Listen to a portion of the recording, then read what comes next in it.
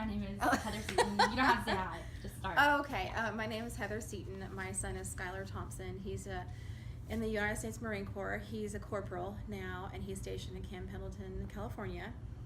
He's been there for the last 2 years, I believe. And he's coming home in December for Christmas, his last Christmas home, and then he's coming home in February for good. So that'll be interesting. Sending him away to boot camp and knowing that he was going to have to go through all that stuff, that was really hard. I got a lot of letters home that were really hard to read. You know, he goes to church. We all go to church to cry, just to get away from it for a little while, and that's hard to hear. Because you want to help him, but he's made this. He was of an age. He wanted to join the Marine Corps when he was 17, right out of high school, but I didn't want to sign the papers. He was too young to make that. This is a life-changing decision. And so I went in, I think, when he was 20, because he'd be 25 getting out. And so I figured he could make that decision a little bit better at that age. And he had wanted to do it since he was 7 years old. So that was something I really felt that was in his destiny to do. But when he went away to boot camp, that was probably the hardest thing, because you read about all the stuff that happens at boot camp. You see all the horrible videos and how they treat him and everything. And since he was a very, very strong personality, and we have a history of fighting a lot when he was a teenager and that kind of thing. And so and used to my yelling at him, and used to football. I mean, he was fine with the yelling at him, but he was IT'd a lot because he was squad leader.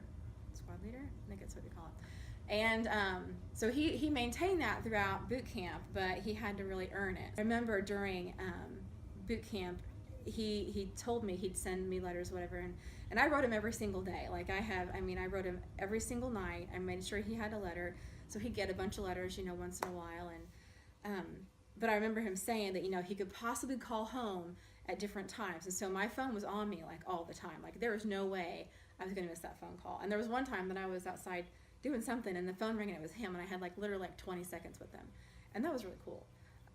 But after he got out of boot camp, and when he started doing these different trainings, that's when it kind of got a little bit harder. And luckily, he didn't ever deploy to a combat zone, so I believe in prayer, and I think that's the reason he didn't. And I told him that, because I'm like, it's a luck of the draw. You're in the Marine Corps, you served your time, you should be proud of that.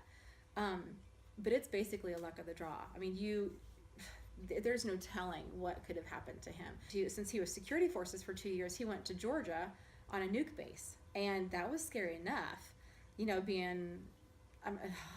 That's just really scary.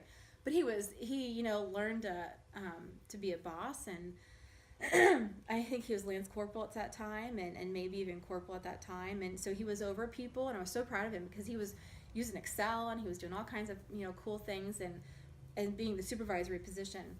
He was going to be shipping off again to a different training place, and his throat hurt really bad. He called me, so he was at a point where he could actually use his cell phone.